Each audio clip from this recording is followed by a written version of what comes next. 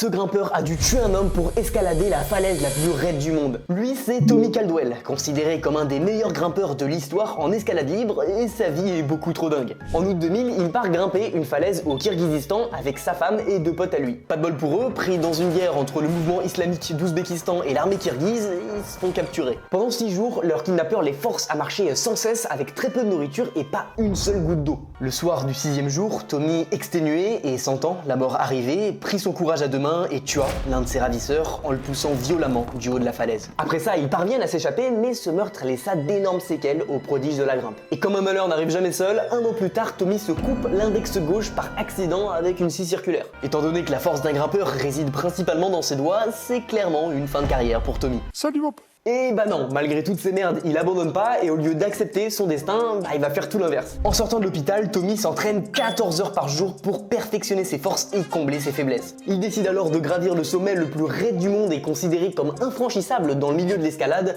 le Down Wall. Pendant 6 années entières, il va chercher par tous les moyens comment gravir le rocher à main nue, par quel chemin passer et en inspectant les moindres détails de la roche. En 2015, ça y est, il est prêt et avec l'aide d'un autre grimpeur d'exception, Kevin Jorgensen, il se lance dans cette terrible ascension. Et après 19 jours d'escalade intense, ils arrivent à bout du Down Wall. Un des plus beaux exploits du 21e siècle et une belle revanche sur la vie. Et toi, t'aurais fait quoi à la place de Tommy ?